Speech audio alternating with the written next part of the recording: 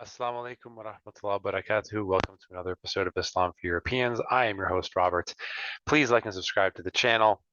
Okay, so I'm going to talk about this study that someone showed me called Becoming Muslim, The Lives of American Converts to Islam. This was done by the Yaqeen Institute. Now, I know some people don't like the Yaqeen Institute. I think, just put your biases aside. Let's just take this report at face value. I think they actually did a pretty good job, a really good job with this report.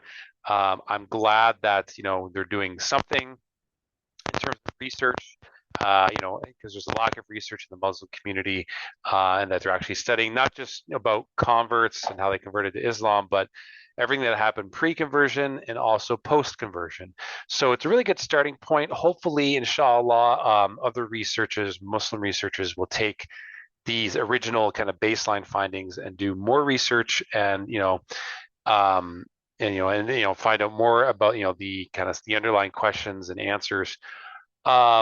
I think in general, the context of American Muslims is very different than Canadian Muslims, and also very different than European converts. So we want to keep that in mind that this is specifically an American context. But I do think that nonetheless, this was a pretty interesting study.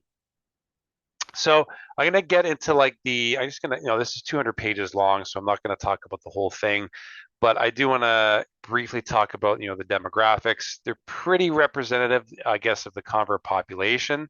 60% of the people surveyed in the study were former Christians. The racial demographics was 48% white, 21% Hispanic, and 20% Black.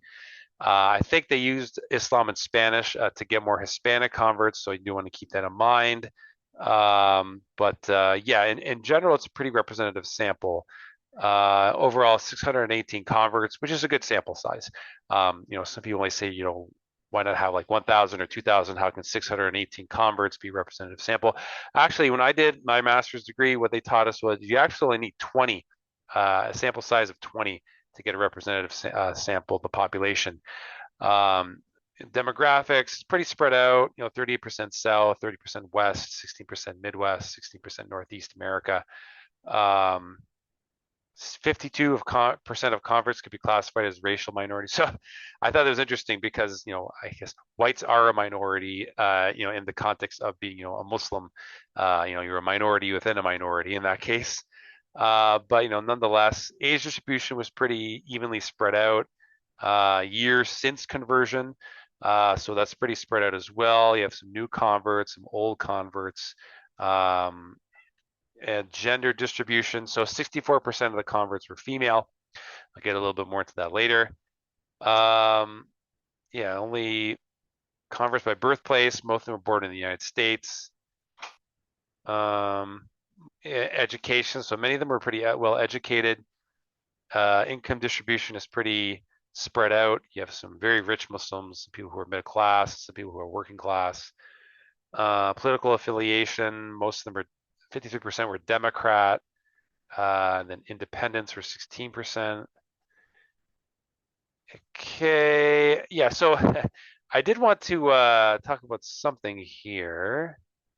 Yeah, so I got to read this off really quick. Converts can often feel pressure to let go of their cultural or racial identities to fit in or feel quote unquote more Muslim. It might be easier to offer samosas in an iftar rather than pumpkin pie, flautas or plantain fritters, or to don a thobe rather than a shirt and tie. But it's important that converts understand that they are not obligated or expected to abandon all their cultural customs. Arguably, the more positive elements of their cultural upbringing a convert retains, the better. Not only will help converts feel confident in their own identity, but it might serve as a brilliant Dawa mechanism for members of their own community who still see them as belonging. I mean, yes, that is an important point. I do think that you should retain who you are. You shouldn't try to LARP as like someone who comes from like a different ethnicity. So as advice to the convert themselves, I think that's good. I think that's pretty sound advice. Um, I think actually we should take it a step further. I think in the concept of European converts to Islam, I think they should actually wear their ancestral dress as long as it conforms to Islamic norms, even if it's just for Eid and Jumu'ah prayer. Um, I think that's an important thing. Now, they did recommend this for the Islamic leadership themselves.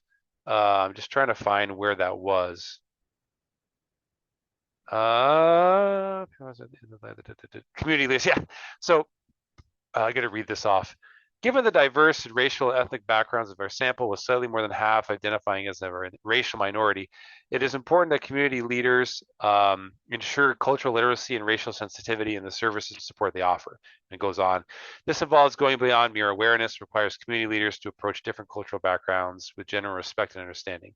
For example, by understanding the specific cultural nuances of Latino converts who often hail from large, close-knit conservative families, leaders are better positioned to offer sound and relevant advice sensitive to their family dynamics. Furthermore, a sizable proportion of converts are African American and likely deal with racism in the broader society. Leadership should proactively approach Black Muslims in their community and discuss any race-related challenges or negative experiences they may have experienced within the Muslim community and discuss methods to address them with their congregation. Community leaders would be wise to educate their communities about the long history of racism in the United States, how it continues to influence racial dynamics to this day, and to highlight the contribution and centrality of African American Muslims in Islam in America. Okay, so it says that, and then that's it. Like, like they didn't say anything about white Muslims. They didn't say, okay, this is how you should act towards white Muslims, or even if it was like total CRT nonsense, I would have been, at least it says something, right?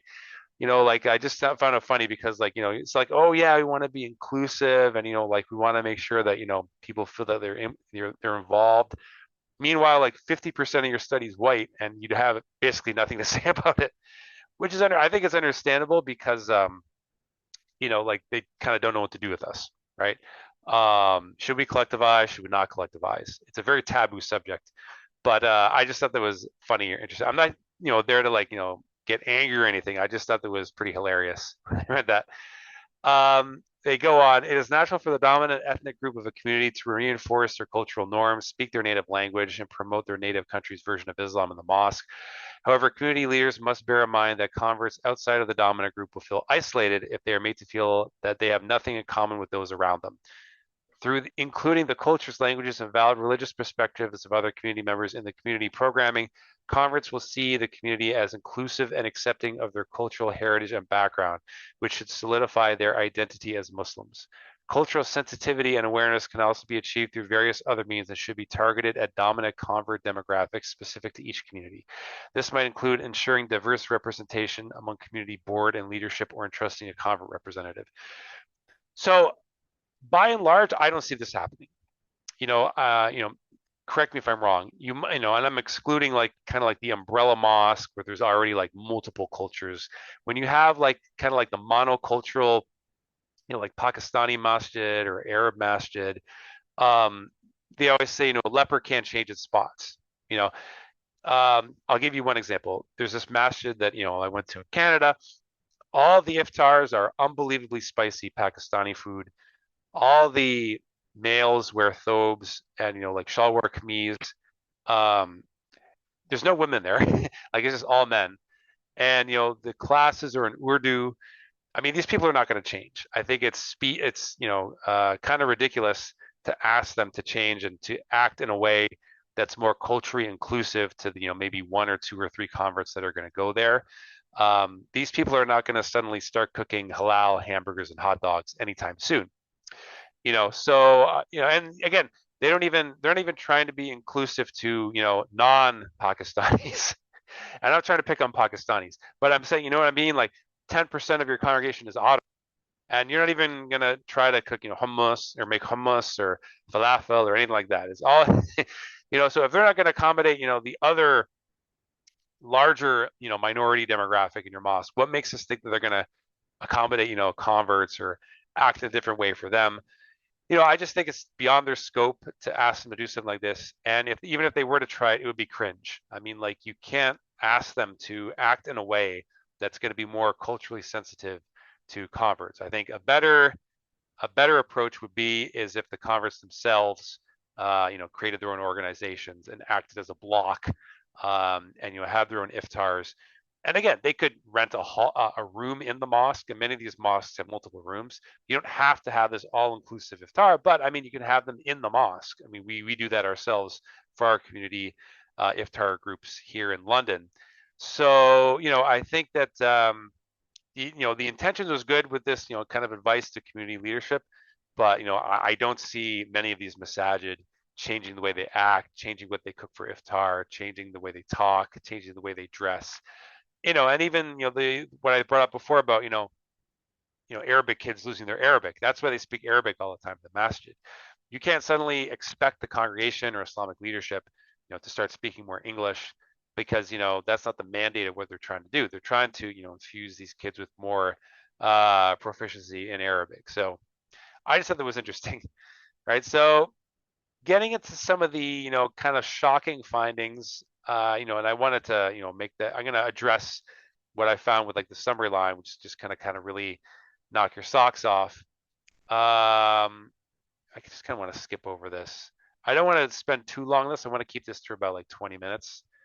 But I do want to say that the demographics here is level of religiosity in childhood home. So most of these converts came from religious backgrounds, and that's what they found that like you're less likely to come from like an atheistic background, you're more likely to come from like a Christian or religious background. You end up converting to Islam. So this is all pre-conversion questions. Religious service, attendance in childhood, right? Family structure and relationships. Most of these converts came from two-parent households, right? Attachment styles, and then they go on to like childhood trauma. So I don't want to get too bogged down into this section. Again, it's a large report. There's over like 200 pages. Conversion process. Okay, this is interesting. So reasons for leaving the previous religion. The main ones were problematic core beliefs, hypocrisy of followers, hypocrisy of leaders. Yeah, for me, it was problematic core beliefs. I think the Trinity didn't make any sense to me. How if Jesus died for all of our sins, what's the point of not living a totally hedonistic lifestyle? Things like that. But what I really wanted to get into, and this is the shocking find here, hold on to your socks.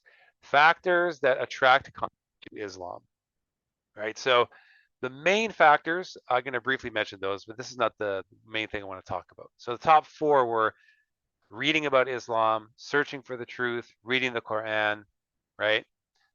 Top 3. So related to education. So not just the Quran, but any type of like religious books, I think are super important. And I think as converts, I think one thing that we really kind of miss when we're, thinking about, Dawa or like talking to our families about Islam, sometimes you don't even need to say a word. I mean, Islam and religion in general is a taboo, very taboo subject in the Anglosphere. Books, Islamic books that people give you that you buy, just leave them all around the house. And people can pick them up and read them at their leisure. I mean, you'd be surprised how many people end up converting to Islam, not because they had this, too long hour conversation with a convert or a sheikh.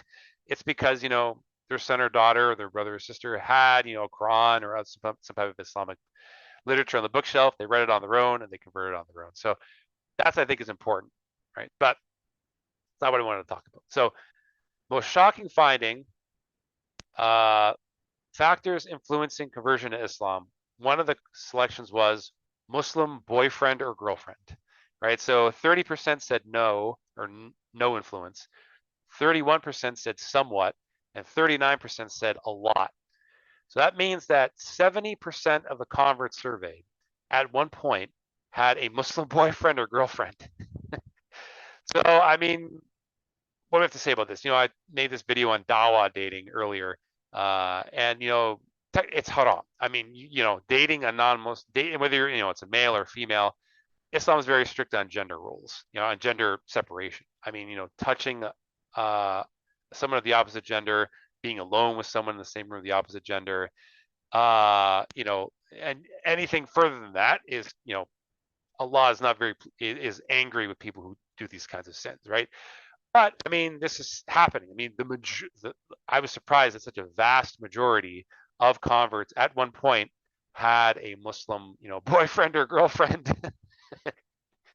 right? So I think, what's happening is that this happens in high school a lot. You have a non-practicing Muslim, they're maybe they don't pray, they're culturally Muslim, they're Muslim in name only, maybe they're finding themselves, they date someone, and they want to get married because they want their family to accept them. So getting married is one thing. If you're a guy, you can marry a Christian or Jewish woman, but to a lot of families, it's a lot better if they convert to Islam. And I'm not doubting these converts' sincerity. I said this before, and I'll say it again. Many of these people do convert to Islam sincerely. I just feel bad that many times they're getting off on the wrong foot, because you have a non-practicing Muslim, usually Muslim man or woman, dating a non-Muslim. They end up converting to Islam, and that convert becomes super practicing, and you have a non-practicing spouse. So there's a mismatch in religiosity to begin with. But I think, first and foremost, Allah is usually not pleased with these kinds of relationships. And tragically, many of these relationships end up going south. And it could be a large amount of turmoil for both sides, in these particular cases. So I think the best preventative measure against, Dawa dating, which is staggeringly high in this survey, is a sub-community to begin with. It gives people another avenue to learn about Islam, where you don't have to get involved in a haram relationship, with a non-practicing Muslim. And related to that is the other factor, is that marriage to a Muslim partner. So again, and that's around the same amount, 67% or 2/3 said they're now Muslim married partner. So again, in a lot of these situations, the person that they're dating, they end up getting married to. So yeah, I just thought that was something that, I guess, I don't know, people might sweep this under the rug. I think it's important to talk about. But yeah, it goes on a lot more than you think, right? Yeah, so that I think is an important thing to talk about. Process of converting. Yeah, so 74% said a gradual, slow process to convert to Islam. That was me. I studied Islam for like a good 9 months. And this, I think, is important here because it goes back to what we talked about Prochaska's 6 stages of conversion, right? You have contemplation, preparation, action stage, maintenance stage, and termination stage. So I think that it's important to realize that many people are going to go through this preparation and like a kind of contemplation phase. And that may take longer than people think. Like converting can be a long process for some people, and I think it just for a lot of them it just doesn't happen overnight. Okay. Marital status. When converse people. Okay, so there's 2 other major things I wanted to talk about before I sign off. One has to do with your relationship with your family, specifically your mother and father, before, during, and after you convert to Islam. And I thought this was a very interesting finding. So basically, they surveyed converts and their relationship, how good was their relationship with their mother and their father before they converted to Islam, right after they converted to Islam, when they told their family, and then down the road, in the future, how is the relationship now with their family? And interestingly, they found that what would happen is that, there's a certain score, maybe a moderate score. Okay, so this example, 3.58, that's the pre-conversion score of like, a son's conversion to Islam, in terms of like how their mother and father feel. Then there's like this initial shock, so it gets lower, right? So your relationship with your mother and father get worse, but then over time, it actually gets better. So you see this upward trend where the relationship with your mother and father improves, and it actually surpasses the pre-conversion score. And this is what they found for both male and female converts for their mother and their. So I think this is important because it shows that converts can really make a difference. It runs counter to the they all hate us fallacy that we're talking about. As you know, they all hate us fallacy is that when Muslims think that they all hate us and they're never going to change and it's never going to be for the better. That's the social media world. Your apostate prophets, you're not going to convince these people, and you're not going to convince their legion of haters, right? It's a totally different world, when you're dealing with, social media debates and whatnot. But converts are in a totally different situation. And I think converts can't get bogged down in the social media, debate world. I think they need to concentrate on their family members and, like being good to them, following the sunnah of our beloved prophet, peace be upon him, like being being good to your parents. I mean, Allah says, to worship, to worship Him and to be good to your parents. It's like the second most important thing after worshiping our Lord. So I think that's very important. I think that we really need to work on improving the status of. Excuse me, my cat is going nuts. I think we really need to improve and give converts as much resources as possible to parents in a good way. And I think that for many of these converts, you can't tell them right away. You can't tell them right away. If you think they're going to have an adverse reaction, a good thing to do is don't tell your parents converted to Islam until you think that they're ready. Give yourself a buffer zone of at least a couple of months so you can be a better person, so you can act better towards them, so you can be more respectful to them. Then they'll see those positive changes in you. So that way, when you tell them months down the road, it's not as big of a shock. I'm still the same person, and I think this goes hand in hand with some of the findings that they found here, that many of them told their family members months afterwards. And I think this statistic is somewhere here. Sorry, I'm taking so long. I do want to keep this like a good tight 25 minutes here. Socialized community engagement. I think I passed over it. Yeah, so yeah, in general, like many converts tell their family members right away. That's good if you think they're going to be okay with it, but actually I recommend giving them some time before you actually tell them.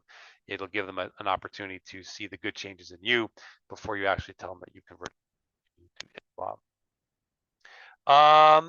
Also, I wanted to point on this study that they were actually shocked by this finding as well, that they surveyed converts in terms of, did you help somebody convert to Islam, right?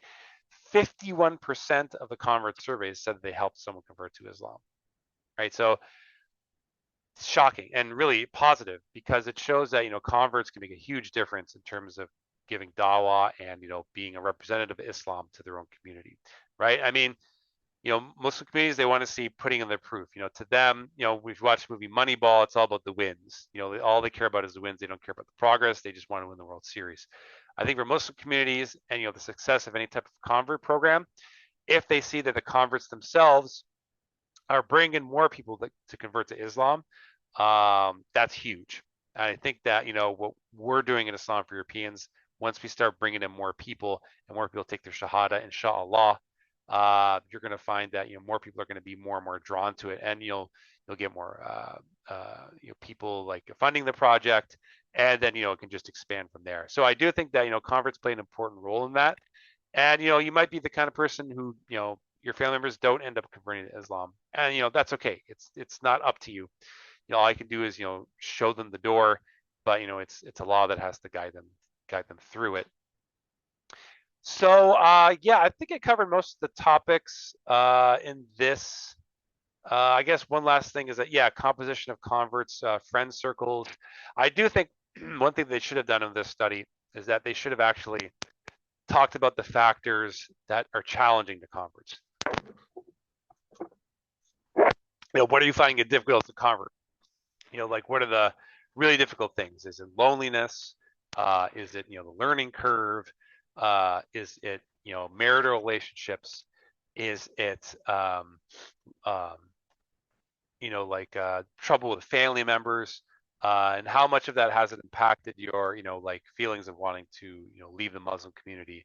A'udhu billah. And that way we can concentrate on the meat of the arguments and finding solutions to those things. I think having good Muslim converts or born Muslims, I think that's a good thing. I think being connected to a mosque is a good thing. I think having a good relationship with the imam is a good thing. And again, at Islam for Europeans, we don't want to turn into a cult. We don't want to, kind of do everything on our own and think that, we can do this all by ourselves. I do think that, even if you don't completely disagree with, your mosque congregations on, so many different political matters and whatnot, even if you don't say a word to them, I think it's good to pray with other Muslims. I think, you just feel this sense of connection. And I do think that, it's a very important thing to have. I just want to, reiterate that it's not the only thing. And, a lot of people hinge on the Medina model and saying that, like we should all just be one big happy family. But I think in this particular case, when it comes to converts, I think since we live in a society where the Muslims themselves don't really want to interact with their community members and vice versa, we have to take it upon ourselves to, form this wolf pack so that, we can survive and thrive as converts to Islam. But that, again, that doesn't mean that you don't, you cut yourself off from the greater Muslim community. So yeah, again, I think I've done enough for this talk. I think I'll start it off. I think I'll end it there. But let me know. I'll provide the link to this study in the chat. Please take a look at it. Again, this is not an endorsement nor a rebuttal to Yaqeen Institute. I think they most did a good job with the study. I think a lot needs to be desired, but hey, that's research. You're always going to find new things to research and study. I'm glad that they did it. I'm impressed with some of the findings. I just think that some of them are just so shocking that, I don't think many community leaders are going to talk about it. But I do think, by overall, the most staggering statistic, which is the one that most people are not going to talk about, I think we should talk about, is the fact that 70% of people who converted to Islam at one point had a Muslim boyfriend or girlfriend. Yeah, so that's my time for the day. Please like and subscribe to the channel at Islam for Europeans. I am your host, Robert. Assalamu alaikum wa rahmatullahi wa barakatuhu.